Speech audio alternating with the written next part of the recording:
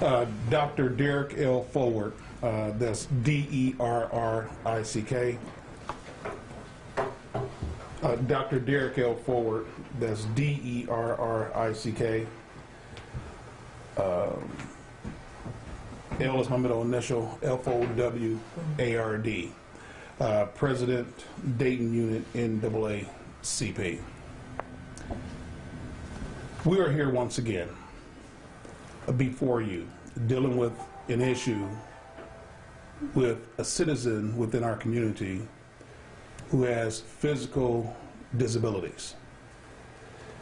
If you recall, Jack Runzer was one of the first cases that we had here in recent time. A young white male walking up the street, trying to go to a store to get some snacks.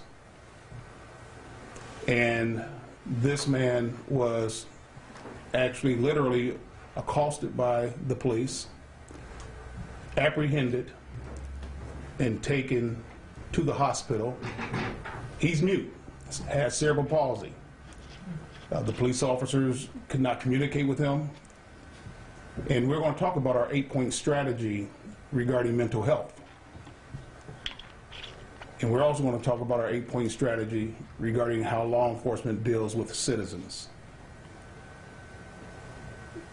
But here it is, Jack Runzer was taken to the hospital. It's a good thing that one of the doctors knew Jack Runzer, and they eventually let him go. Jack Runzer asked the police officers to take him back to where they picked him up from, but they did not. He had to call a ride to make it back to his destination once the officers who kidnapped him and took him to the hospital because they thought that he was on heroin or thought he was on some kind of methamphetamines, but he was mute. He had cerebral palsy. So this Jack Runzer, who has a physical disability, that was the first case. Now we're here sitting before you today with a different case. Young businessman inside of our community. And I want to be very clear up front because I know that individuals are talking about, so I want to get this part out the way. And I don't want the narrative to be changed regarding the incident. The incident is what it is. Our client, Clifford Owensby Jr., Sr., who filed a complaint at our office on October 4th, stating that he wants to file a complaint against the Dayton Police Department for profiling him and unlawful arrest and illegal search and seizure of his vehicle. I was not read his rights. He was not read his rights before taken to jail. And that is his complaint for our office. He's going to tell a story here in just a moment about what he feels about how he was treated. But let's be clear. We're talking about this particular incident. We're not talking about his past. We're not talking about the activity by which the officers was conducting a search in the particular area for drug activity. We're talking about this incident and how the incident was handled. So before Clifford talks about what took place on that horrific day when his civil rights were violated, he has retained legal counsel as well, but he wants to share his story at face value. But I want our first Vice President, Mattie P. White, that's M-A-T-T-I-E, W-H-I-T-E, to kind of talk about our 8-point strategy from a mental health standpoint regarding how we dealt with this a year ago when George Floyd was heinously murdered by law enforcement. Maddie. Yes. As a result of the George Floyd assassination, the Dayton unit NAACP convened strategic partners in the community and developed our 8-point police reform and accountability strategies. Within those strategies are a recommendation, a strong recommendation, or a component of that strategy is that there will be training for officers with regards to how to conduct their practices when encountering people who have mental health needs. It is also within that 8-point strategy, that particular component with mental health, that we recommend that mental health providers be accessed in order to ensure that there is an understanding of the specific needs of people with disabilities. And then also, too, within the 8-point strategy, there is a recommendation for training of officers in the police department's policies and procedures, as well as training on how the mechanics of arresting someone, conducting search and seizures, and just their operation of when officers are encountering likely suspects or individuals.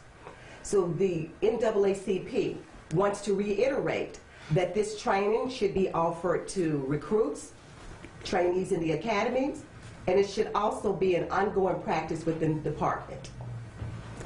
Thank you, First VP White. Now I want to hear from Reverend Dr. David Fox, who is our Criminal Justice Chair, and for him to kind of talk about the difference between escalation and de-escalation, because that's something else that came about in our 8-point strategy. And if he can kind of talk about what de-escalation is, how that works, and how it should work, at least, when law enforcement is dealing with our citizens. Reverend Dr. David Fox, that's D-A-V-I-D F-O-X, like the red fox. Dr. Fox. Just one X.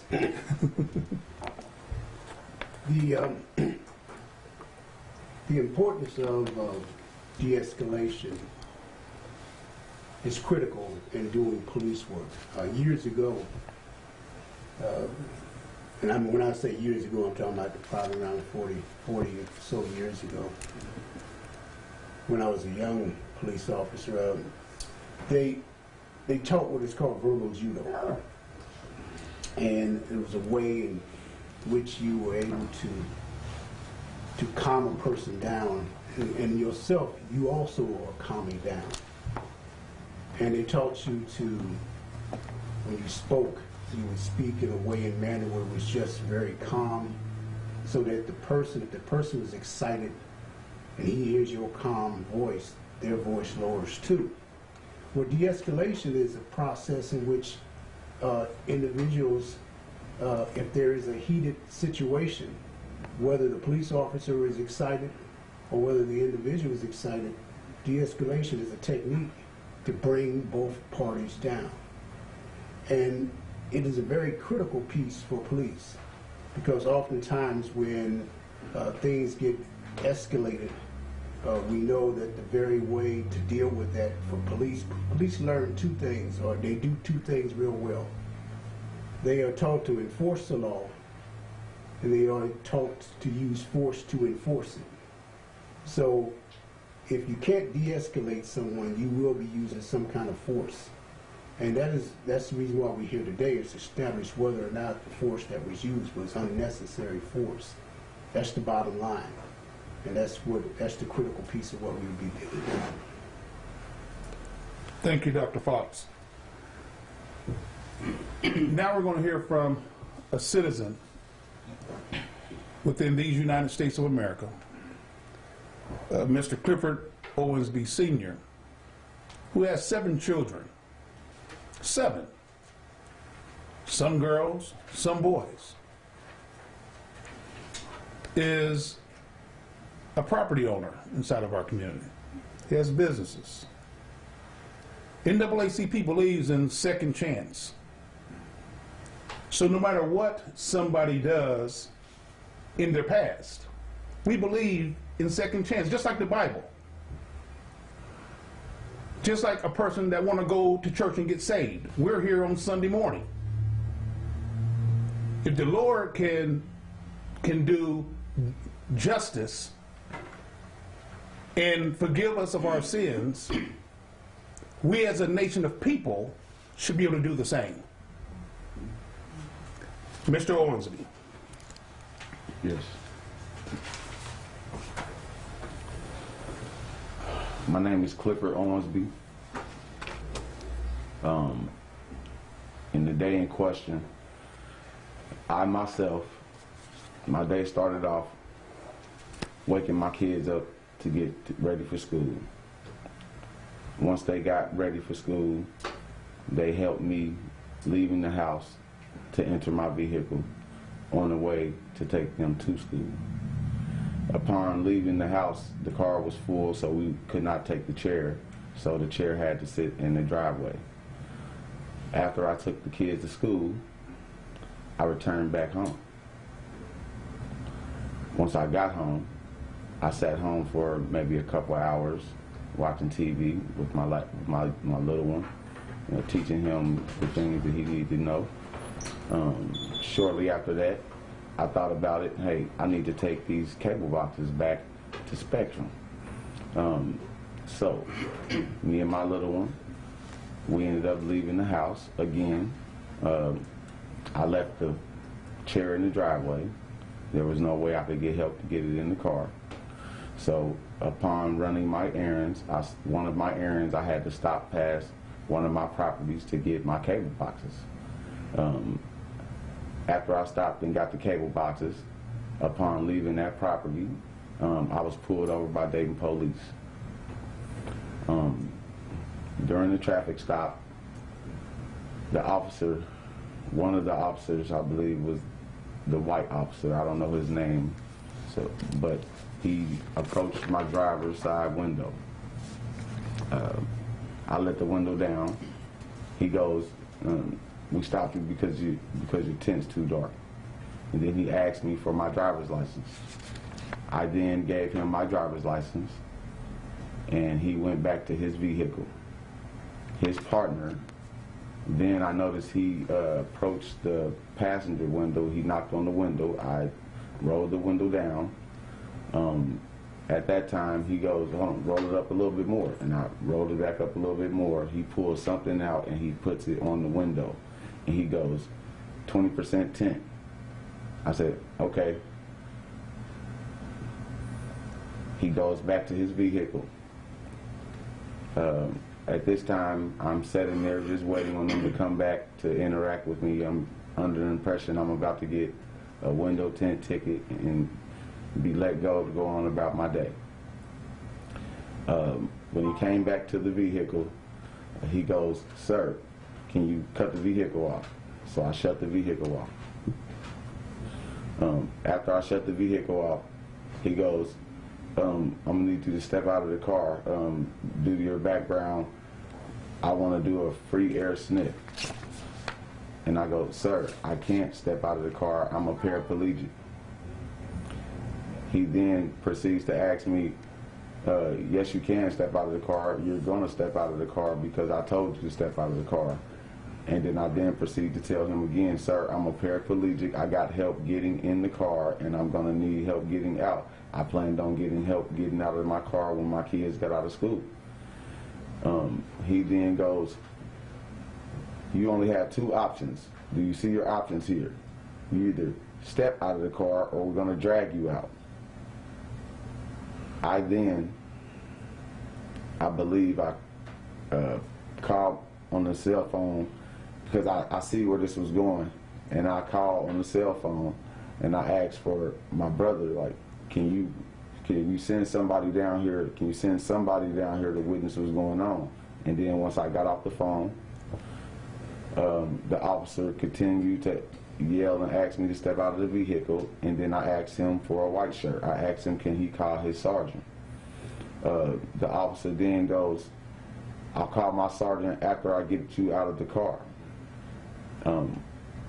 Me personally, I knew that how aggressive his tone was, that it was possible that I could get hurt if they just pulled me out of the car. The way he was aggression and his whole body language and his manner of voice tone and everything. So at this time, I'm just pleading for him to call a white shirt, which I was denied several times. Once after that, he reaches in the car and unbuckles my seatbelt and proceeds to try to snatch me out the car.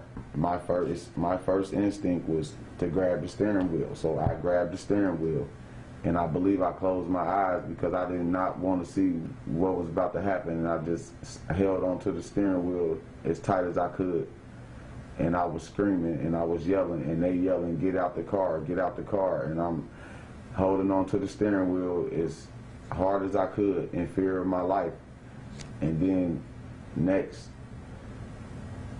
I felt him grab my hair and start yanking me and pulling me by my hair. I'm yelling and pleading, "I'm a paraplegic, y'all can hurt me. Can y'all please just call a white shirt?" And at this time, they still yanking and pulling at me. One officer prying my fingers off of the steering wheel while the other one is yanking at my hair, and the other one has my arms, and I had no other way to try to keep myself from falling or protect myself. Once they snatched me out of the car by my hair, they slammed me to the ground, and then they basically hurt me. And at that time, I couldn't believe what was going on. I'm yelling, "Help, help, somebody help, somebody please help. Can somebody call the real police?" At that time, the officer grabbed my hair again, and he forced my head into the concrete of the street and put his knee on my neck, and the other one was grabbing my arm and forcing it behind my back. And I'm steady yelling, "Help, help." And the whole time they're yelling, "Get out the car, stop, stop, stop." And I'm just yelling for help. And yelling for help, "Somebody please help me." At that time, they knee in my back, knee on my head, arms forcibly behind my back. They dragged me. They dragged me to their vehicle like a dog, like trash, like you take out trash. You know, a bag that's too heavy that you don't want to bust open, and you know what I'm saying? Something that's too heavy that they couldn't pick up. They dragged me to the vehicle, and they left me right there in the crease of the door, in between where your feet sit, for a second, and then they stuffed me on in the vehicle. At the same time, my hands were behind my back, and I couldn't really catch my balance, so I'm slumped over in the back seat of the cruiser. At this time, they're yelling, "It's your fault. All you had to do was stop resisting," or something to that nature.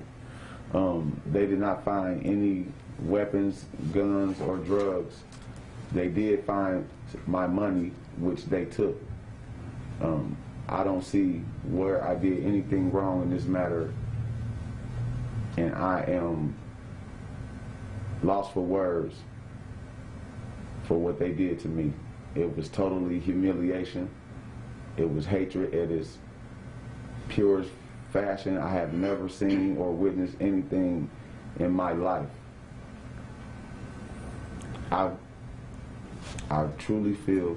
So one thing is to know that all the way up to this point, he was very compliant up until the officer's aggression. So we want to be clear about that. He was very compliant. Everything the officers asked him to do, he was compliant. Proceed. I feel that those officers had no respect for me, no regard of my well-being. It was inhumane what I've been through, and since then I haven't been able to sleep. I have nightmares. It really makes no sense. I should not have to leave out of my house every day wondering if this is going to happen to me again. I believe something needs to be done about this. Me, as a father with 7 children, I wouldn't trust those cops patrolling my streets with my children out here. If they was caught doing this on camera, I can only imagine what would have happened if the cameras weren't rolling. I feel like they kidnapped me and they was going to hold me for ransom. Everything that they did to me reminds me of what I used to watch on TV, the movie Roots. It was total slavery. I felt like they was trying to catch a slave, and they was threatening to tase me and all of that because I was crying out for help. Taser being the whip, and I keep getting whipped and whipped over and over every time I keep thinking about it. Every time I hear about somebody sharing that video, it is a constant reminder. I believe that those cops need to be prosecuted to the fullest extent of the law. It is unfair that we have cops like that out here patrolling these streets in America. Can you talk to us about the what happened after the traffic stop? So they put you in the vehicle, and then kind of talk about where they went from point B and C. After they put me in the back of the vehicle and my arms were still tied, handcuffed behind my back, their white shirt or sergeant, supervisor, whoever he was, he finally appeared and he showed up and he said, "Sir, you asked for me." I said, "Yes, sir, I did. I tried to get you here to try to de-escalate the situation before it came to this." And then he continued to ask me questions, and I told him that it pretty much was nothing else to do. Like, the damage had been done. And then he concluded his interview. At this time, they went to search the vehicle. They sat there for maybe 15, 20 minutes searching the vehicle. They stumbled across my savings, and they placed them on the front of the hood, and they counted it out, maybe 5, 6 officers over and over. At the same time, I'm in the back of the cruiser, and I'm starting to develop pain all over my neck, my back, my shoulders. My left side was bothering me. And at this whole time, I'm asking for the white shirt to come back to the cruiser. The white shirt ended up coming back to the cruiser. He asked me, "What's wrong?" And I asked him, could he take some pictures of my back. He then pulled out his camera. He took a picture of my back. And he asked me, "Do you want me to take any other pictures?" But the way that they had me in the back of the cruiser, it was almost impossible for him to even take any photos that I would have needed him for him to take. So I instantly asked for him to take me. Could I be transported to the hospital? And at that time, the officers, they said, "We'll take you to the hospital once we're done with this." They called for a tow truck to tow the vehicle. Once the tow truck got there, the tow truck driver had another vehicle on the tow thing. He took that down, put my car up there, then put the other car back, and they took the vehicle away. But before they was even leaving, the doors and stuff was still open. I have never seen a search go like this ever. Furthermore, I didn't do anything wrong. I was under the impression I was going to get a ticket and then, get let go so I can go back home to my babies. And the results were ending up in the hospital and being taken to jail without even my rights being read to me. I have no understanding of that. It doesn't make any sense. So then they took him to the hospital. They transported him to the hospital. And kind of talk to us about the experience at the hospital. At the hospital, once we got to the hospital, the officers didn't even want to give me no help to get out of the back of the cruiser into the wheelchair. I have never seen anything like that in my life. When they just didn't have a problem with getting me out of the vehicle I was currently driving, had no problem slamming me on the ground, no problem throwing me in the back of their squad car. But when we got to the hospital, they didn't even want to help me get out of the vehicle. And then the hospital checked him over, and then what happened after the hospital checked you over? After the hospital checked me out, they took me directly to jail. We did not pass go. We did not collect $200. We went directly to jail. And what happened when you got to the jail in the intake area? Once we got to the jail, during the intake, I was asked a few questions, and then the jail said, we can't accept him here. The officers looked in the appalled, and they were asking why, what's going on. They said, in his condition, we don't have anyone to take care of him. Then the officer replied, well, I just brought a paraplegic in here last night. And then the intake officer said, I wasn't the one who took him in. And then the officer repeated back to him, well, and then he just looked appalled. But the intake officer said he can't come here, you have to take him somewhere else. And then the officer goes, well, where do you want to go? And I said, you can take me right back where you got me from. And they wouldn't even take me back where they got me from. They left me at the jail and made me call a ride to come and get me.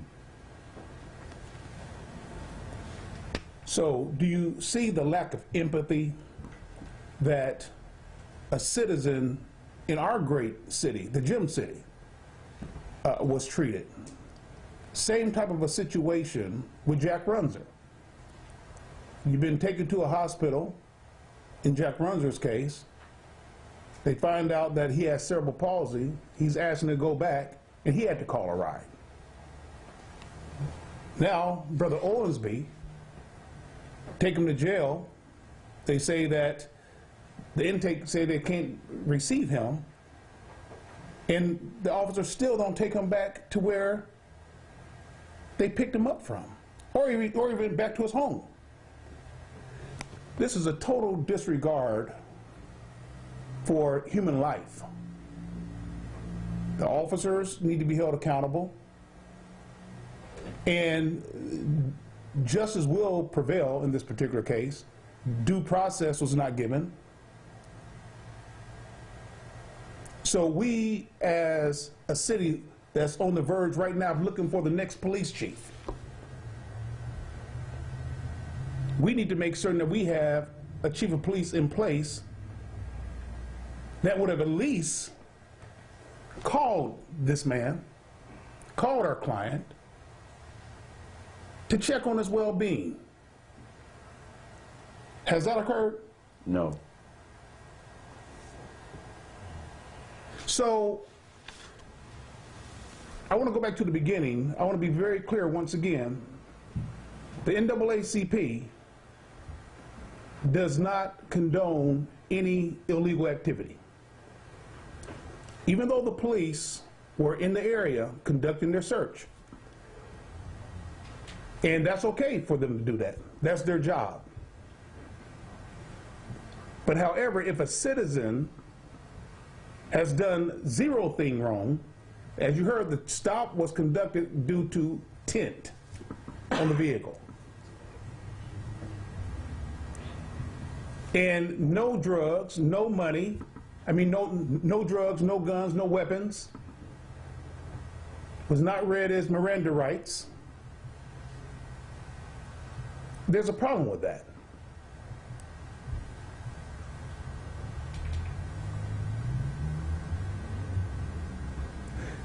Dr. Fox, can you talk to us a little bit about the process for when someone is under arrest?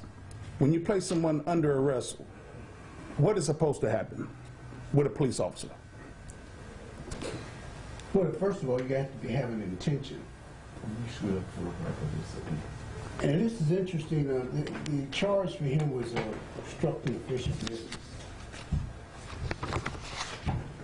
In order to have that charge, you have to have what is called an affirmative act, meaning that there has to be an underlying crime in order to place someone under arrest for obstructing justice. So that means that the individual, if he fails or refuses to act, that's not sufficient to put a person or arrest a person or take a person in custody for obstructing official business. Because the question is, did he heed or hamper the investigation? So what was the investigation? The investigation was not even a moving violation. It was a window tint. Now what happened to him is what we call a pretextual stop. In other words, the stop was a pretext. The police wanted to do certain things that was to search the car. So in order to do so, they had to come up with a reason to do it. The reason to do it was the tinted windows. And by the way, Dayton had run, I think, a Supreme Court decision on that as to whether or not you can stop people for tinted windows. But once an individual is, and by the way, you don't necessarily have to read a person in Miranda rights in misdemeanors, depending on the situation.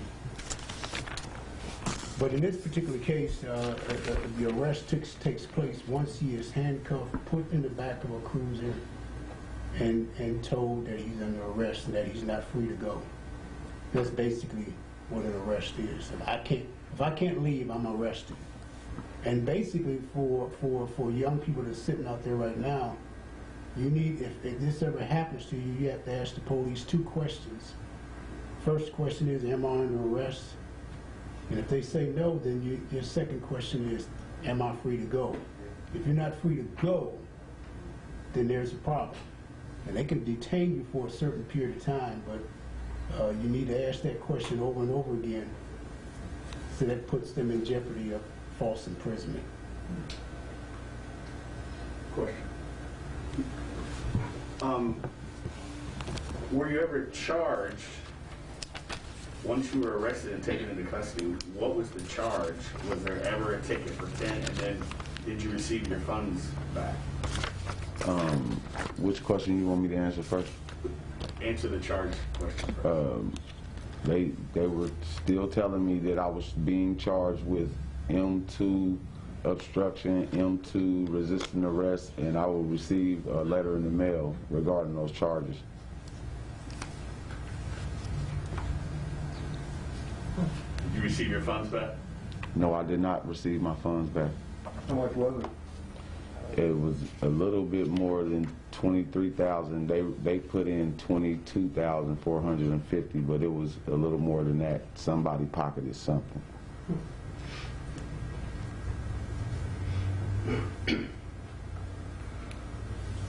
In a lawsuit, are you seeking damages or retribution? What in the lawsuit is the end? Well, Next question.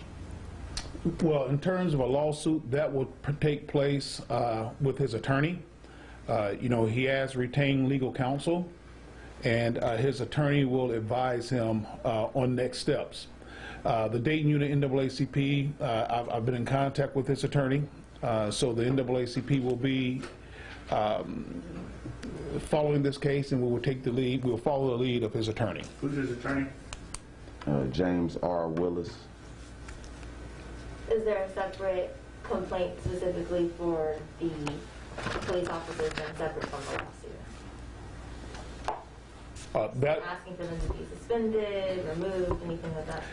You know, at this point, you know, until we get further details with the, you know, in terms of video footage, so there's some things that we're waiting on. And once we get all of the video footage that we are requesting, we will make a determination on the officer. Now, the officer who pulled him off by his hair should not be on the street today, in our opinion. You know, a lot of times they have placed him on a desk job, but he definitely should not be in the streets today. Excuse me, you didn't answer. Did you get an actual ticket for the window tint? I got a tent for window tint, and what they said, child restraint. So I have 2 tickets, if you want to call them 2, but they're on 1 piece of paper. That's okay. And you said child restraint. During all of this, where was the child? Did anybody ever come? Did the police? He was in the back seat witnessing this the whole time. One of the officers eventually grabbed him out of the back seat and placed him on the side of the road while they illegally searched my car. Did anybody come get them when they took you to the hospital? I believe a relative did, yes. But the police never double-checked or checked up on how the child was doing? Doesn't even surprise me after this incident. May I add something to that? Mm-hmm.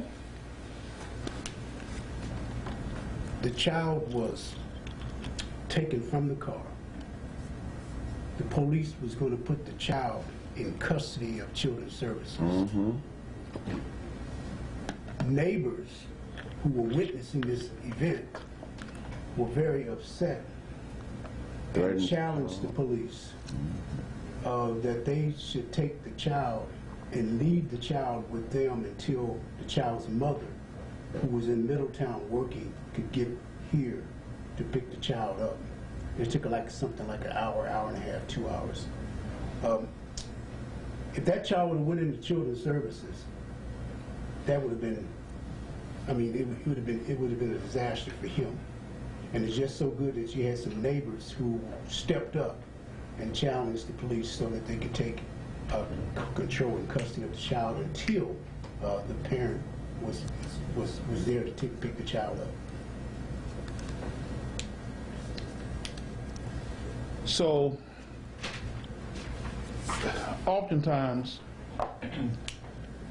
this is a situation that started from tint being on the window, that led to a situation where the African-American male, a black man, 7 kids,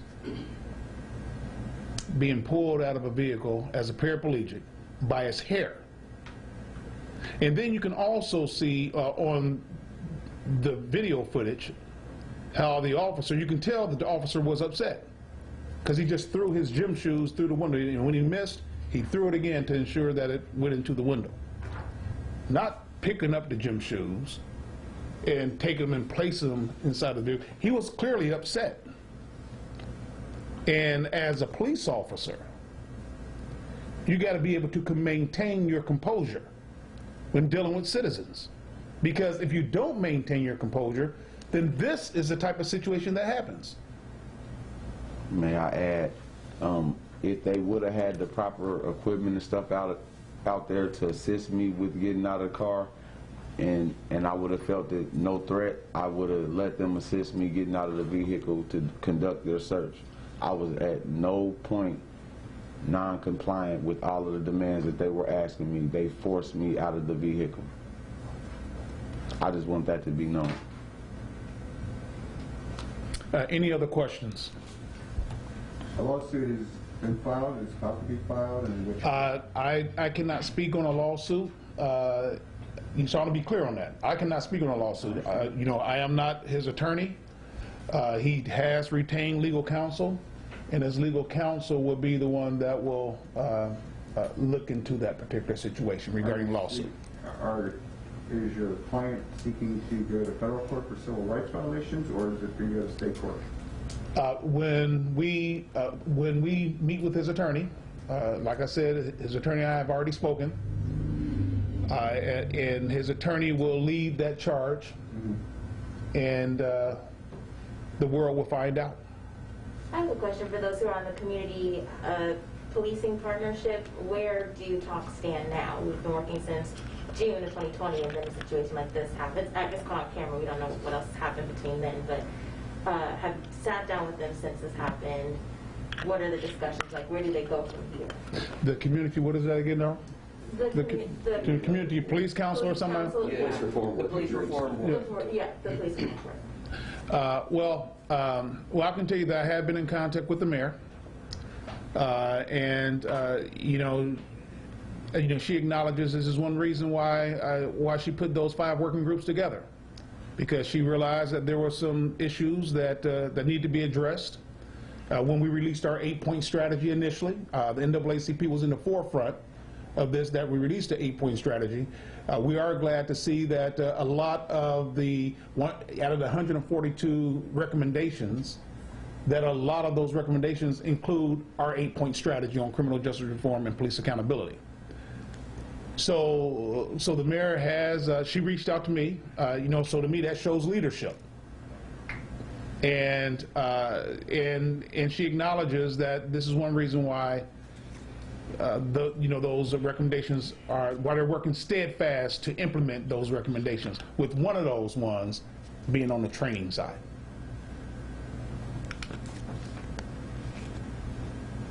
Thank you. Thank you. Thank you very much, everybody.